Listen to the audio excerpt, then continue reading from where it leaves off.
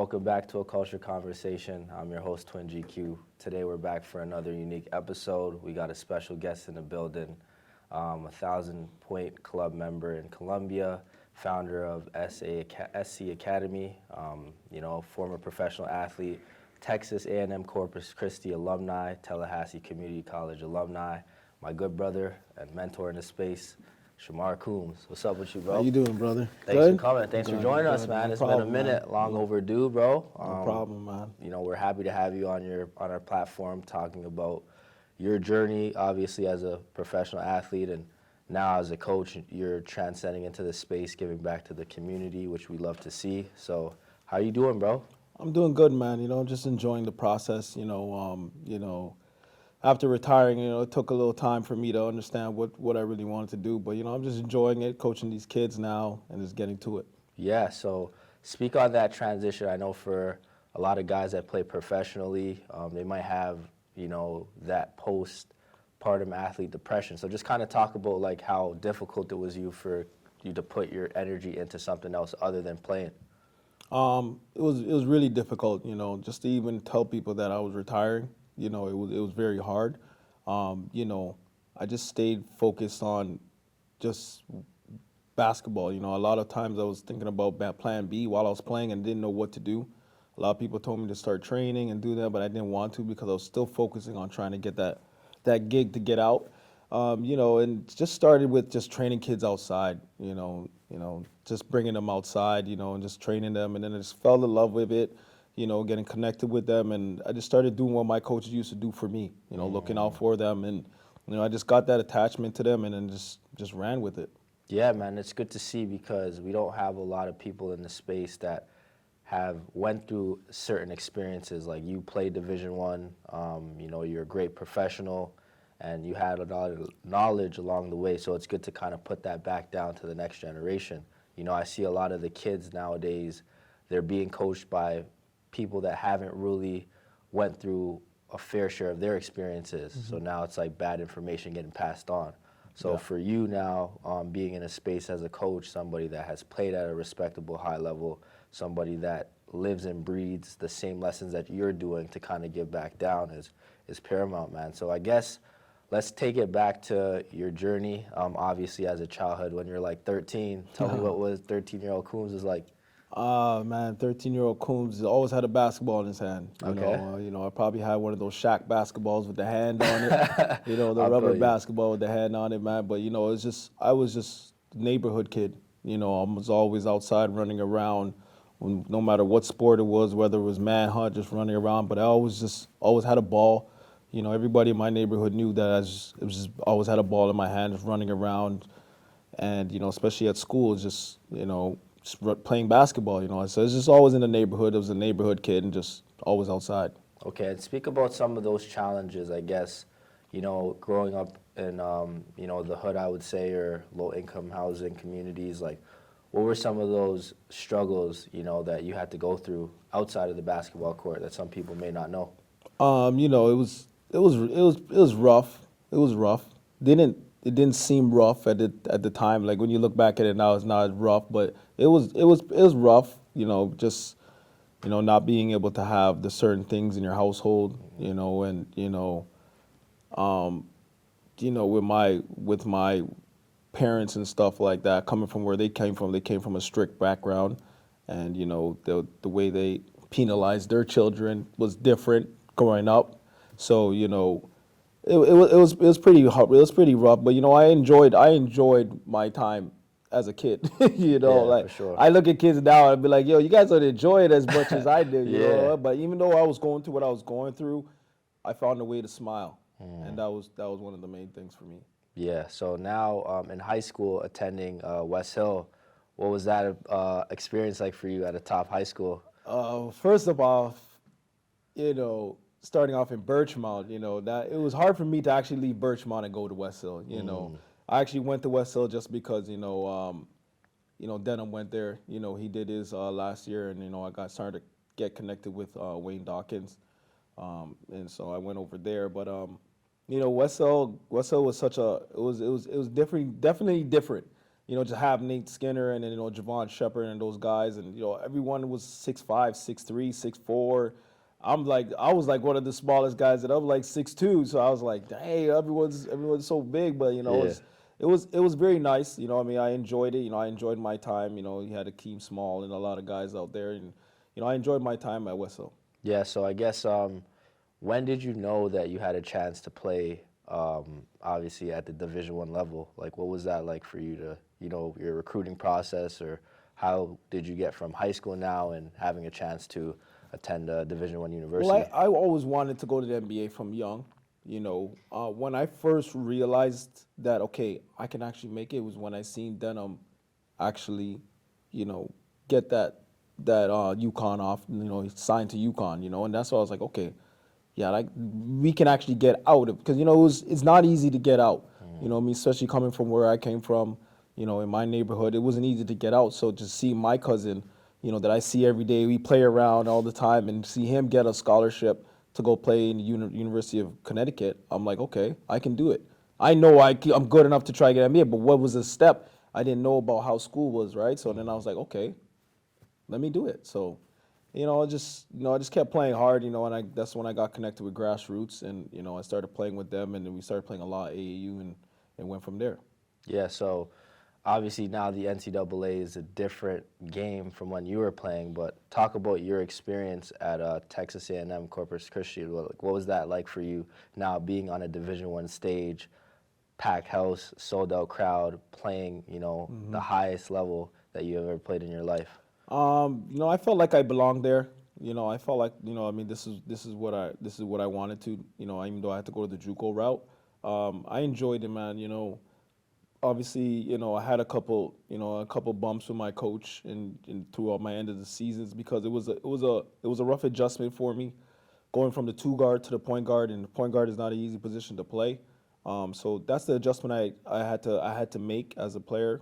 But I enjoyed it, man. I enjoyed everything about it. I enjoyed the people there, all my friends. I still have a brotherhood, all my guys. We talk to each other all the time, and I still have that connection with the coach and everything. So yeah, man, I loved everything about it. Yeah, and I see they made the tournament. Yeah, my guys made the tournament, man. I was so happy for them. They made the dance, man. 2 years in a row. Yeah, and I was 2 years in a row. gonna tell you, like, it's crazy now that we see the change of dynamics where it's not always the big name Power 6 conference schools that usually go and win or get to the tournament. So it's always good to see like those mid-major or lower level programs kind of ascend and get into that space. Especially for Coach Lutz, because when he came in from JUCO. When he came in, he brought some JUCO guys in with him. So, for him to be there 2 years and then get the team into the dance 2 years in a row, even though we were fighting, when I was playing, we were fighting to try to get in. We kept losing the Southland Conference in the semifinals. But, for him to get in and do that, that's hats off to him. I speak to him, here and there. I tell him his congrats, and yeah. Yeah, so with the March Madness tournament now, like, have you been able to peep some of the games? Yeah, I did peep Okay. some of the games. I was watching a bit of that Kansas State and Kansas game on Saturday. Okay. I was watching some of the games. I seen the FDU upset. Yeah. Yeah, that one was last week Friday. That one was upset. So yeah, and besides the Corpus Christi losing to Alabama by like 30 or something like that, it was pretty depressing. But it's good to see the boys. Yeah, what's your predictions for like Final Four? You know what? I really don't have a prediction because, throughout the year I was just so busy with prep, prep this year. So I didn't really get to watch too much of the NCAA games. So me, I just like to watch good basketball. I try to watch it, sit down with my kids, hopefully I can sit down with my kids and like really show them like, how NCAA basketball is how it's played, how hard they play, how hard they play in the presses, and, just let them see certain things like that. Yeah, so I guess that's what my next question I was going to turn to is like, for you adjusting from the JUCO game to the NCAA game, what was that adjustment like? What were the difference from you playing JUCO and then you now playing D1? The intensity. Okay. The intensity is different. JUCO's, it's still intense, but it's not as, and the intensity comes with the fans. You see the somewhat fan, there's like way more fans than when you're in JUCO, and it's like, the house is rocking, you know what I mean? And you got to bring it every day. Every day you're on that court, you got to bring it, and remember, you're on a scholarship. you know, you can lose it. You can lose it any time if you don't bring it. Just like the pro world, you can get sent home if you don't bring it. So that's how I attack the day every time, and that's how it had to be. Yeah, I guess what was your fondest memories playing at Texas A&M Corpus Christi? Like, if you had like one moment that could sum up your college career, what would it be? That's a very good question. I never really thought that deep. On the ball court, Yeah, it could be like as me as an individual player or as a team. as a team, I guess. When we went to, it was a Christmas holidays. It was Christmas holidays, and it was one game before. We had to play the game before we went on a Christmas break. We went to Georgia. Went to go play Georgia in Georgia. They had a couple guys that were supposed to go to the league. They ended up going to the league. We hit a half-court buzzer. One of my teammate, Kevin Palmer, hit like a half-court buzzer. We beat Georgia upset. Ooh. Man, we celebrated so much. We celebrated so much, but we didn't get to celebrate too much after the game because everyone had to disperse and go off and go home for the break. But man, that was one of the biggest moments, beating Georgia half-court buzzer beater. Wow, that's crazy. That definitely should be a March Madness moment right there. Yeah. Back then, that was my March Madness moment. Yeah, I feel you. Yeah, so now with the game, obviously, in college, with a lot of the students, the infrastructure of the NCAA changed. When you were there, obviously, there was no NIL. They didn't have the transfer portal. So how has those changes kind of impacted the whole system of the NCAA as a whole? For the NIL, I love it. I love everything about it. To be able to have that type of sponsorship and, play NCAA college basketball, because you are doing a lot in college, you know what I mean? Especially playing for people, they have their jerseys and you don't make no money off of it. Back then that's how it was. The NIL sponsorship is, I'm for it. Give if the kid deserves it, they deserve it. Let them have it. And I seen person I seen Shay. She plays at Duke, and I seen that she had the Mary Brown sponsorship, and I was like, I'm all for it. I loved it. Just to have that, but everybody has to understand that when you're playing in college, you don't. Back then, you didn't really get much. We didn't get much. The money that they're getting now is not like ours. We weren't getting it. There's sometimes we were like, dang, coach, can you buy some? Coach, can you guys some groceries or something? We weren't getting what they're getting now. So and the transfer portal, there's pros and cons to it. I like it because you don't have to redshirt.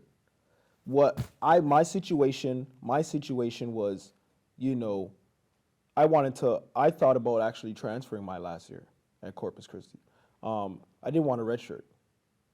I didn't like the fact that I had to sit out a year and just go to school and not play basketball. I never liked it at all. So, for the kids to be able to just go into the transfer portal and just, and be able to get to another school, and then once you get in the portal, and it's just a lot of teams will send you emails seeing if they want you. That's pretty cool, man. That's interesting. But if you do it a lot, I'm not really doing it a lot, but hey, man, if it's there, it's there. So. Yeah, you see, and I think I see a lot of kids my whole thing about the transfer portal is sometimes every situation is unique for that player.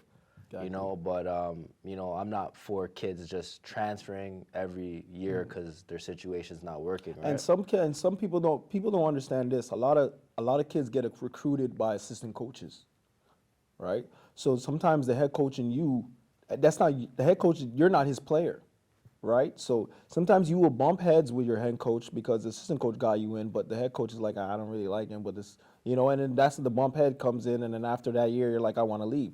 So things like that do happen, and I was a part of a situation like that. Yeah, I feel you. So now I want to turn a little bit to the NBA talk. Obviously, you're a big NBA guy. What do you think about this season, man? Oh, man, this season is interesting. Especially with the last minute trades that just happened with Kyrie on, with Luka and over there, and Russ going to LA, and the Lakers just revamping their whole team. I don't know how LeBron does it. He just revamps his team just like that. LeBron the GM, bro. Yeah, man, he just revamps his team. But this year is pretty interesting. I love it. especially a team like Sacramento, they're not scared. A team like Jazz, they're not scared. There's a lot of teams that were on the bottom, they're not scared no more. Everyone, it's an open hall. So, everybody's there battling, everyone's playing, and the young boys in there, the Ja Morants and everyone, they're all in there playing. So, I love everything about it. I watch every game. Any game that's on, I really just watch it because there's always an interesting player on there that you want to see. So, Yeah, for sure. So what's your predictions for the finals? Prediction for the finals is a really good question. I see Boston. I definitely see Boston. They're going to fight Milwaukee, though, because Milwaukee's very solid, with Joe Ingles and those guys. Those are good pickups. But I see Boston, those pickups that they got with Brogdon and, those boys, they're going to battle it out. But I see Boston in it. I'm going with Boston. I'm Greentown.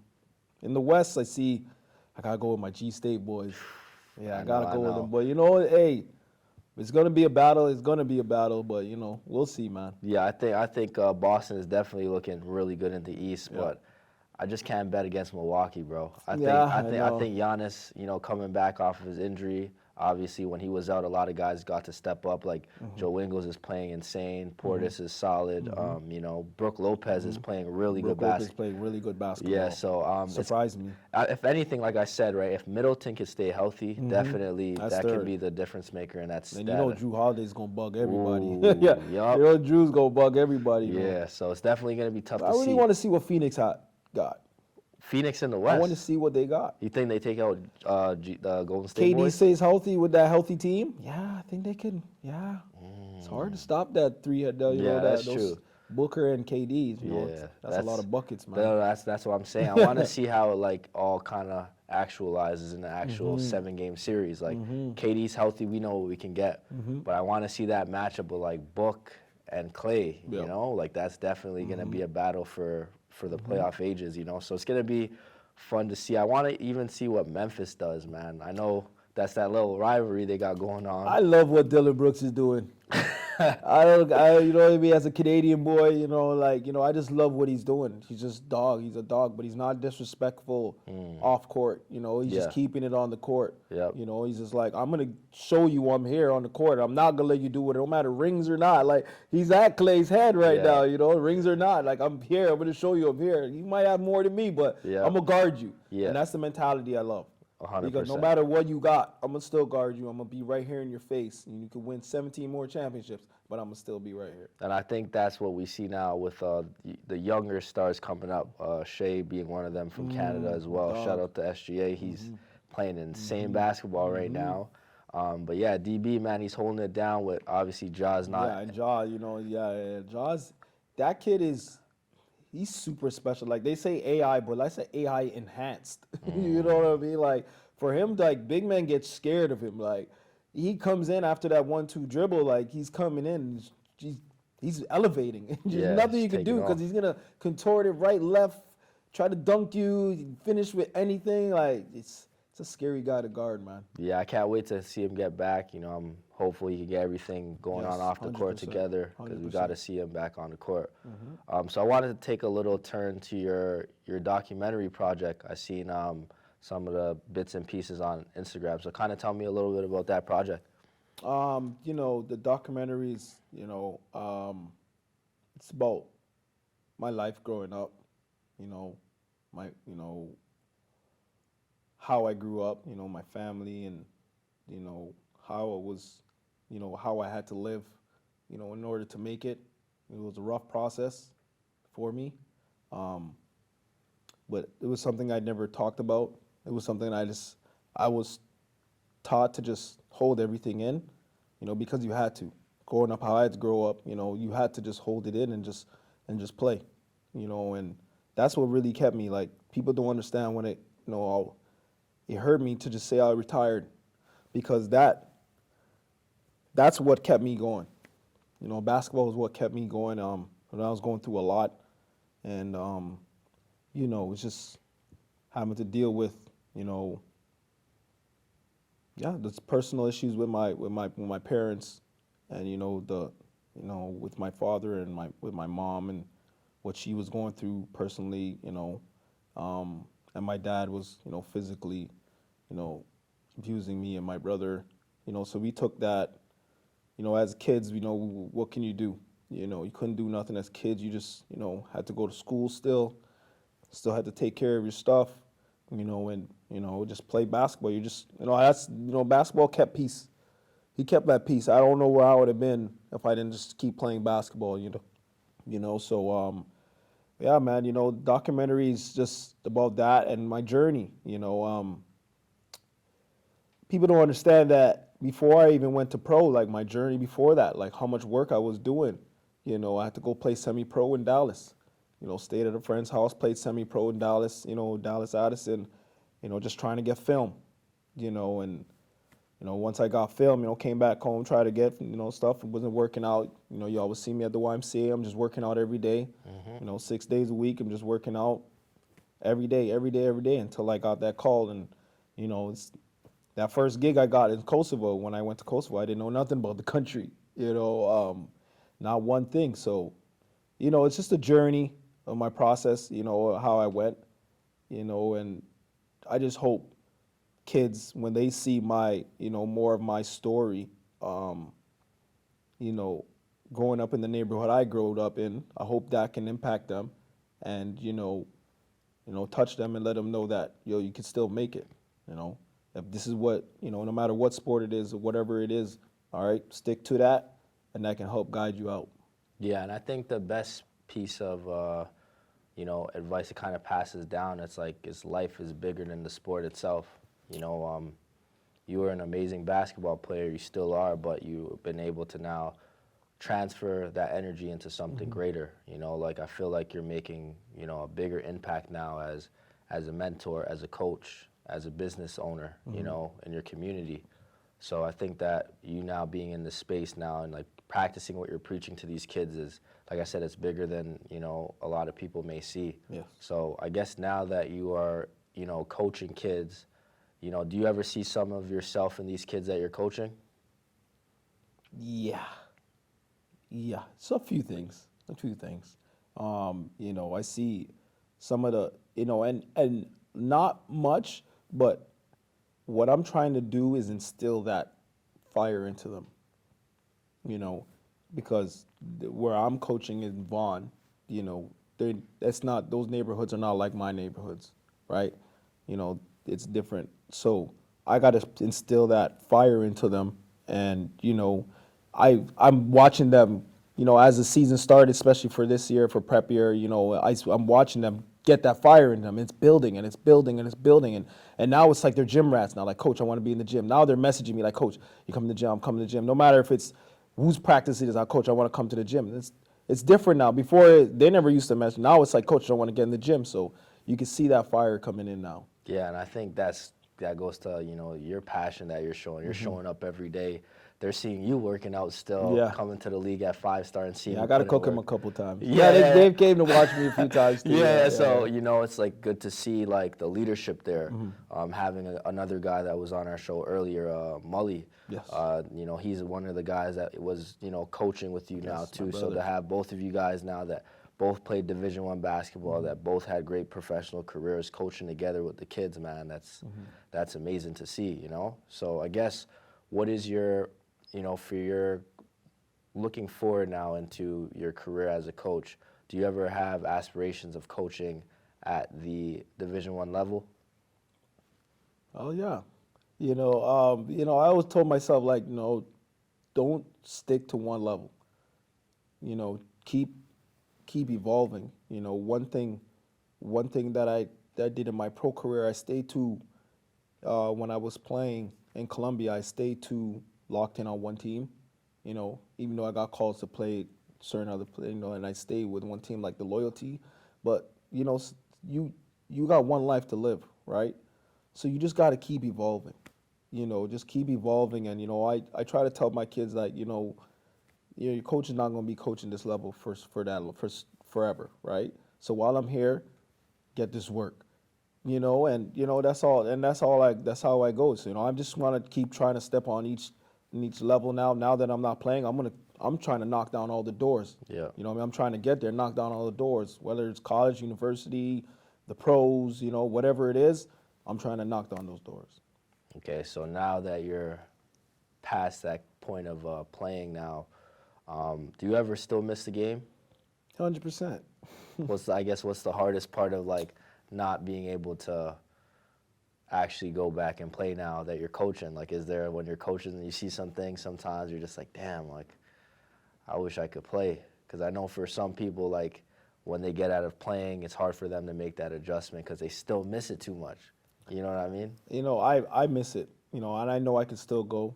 It's crazy. I was just talking to my agent the other day, and he was just asking me about guys that I know, like if I know any guys, and I was thinking in my head, like, damn, like, you know, I think I could still play. Like, you know, I'm telling my lady, like, I think I can still go. Like, I know I can go, you know, just get my body right. But I missed the game, you know, and end of the day, I had to, you know, COVID kind of messed up a lot.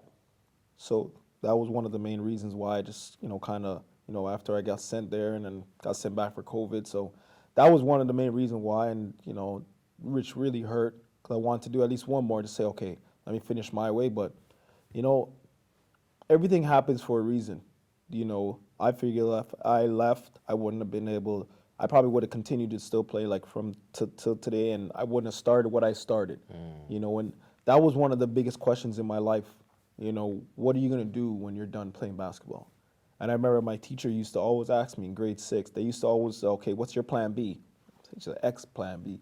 Ain't no plan B. I'm going to the league. You talking about plan B? X that. You know, every teacher used to ask me, plan B? I don't know. It's nothing else but basketball. So, you know, I'm just happy that, you know, I got to do this, you know, enjoy with these kids and, you know, show them this and, you know, after I'm done playing. Yeah, well, you know, like I said, for me, witnessing you in different phases of your life, like when you came back and, you know, that year I came back from my D1 and I was kind of going through the similar struggle of like figuring out where I was going to do next. You know, I always seen you grinding at the gym, staying patient, getting your first deal, and to see that and to see what you're doing now, bro, and see the growth that you've accomplished throughout all those years, man. You know, it's great to see. And I wish I could, sorry to cut you off, I wish I could have helped you more. You know, at that time, you know, I look back at it as certain things, like I wish I could have helped certain people more.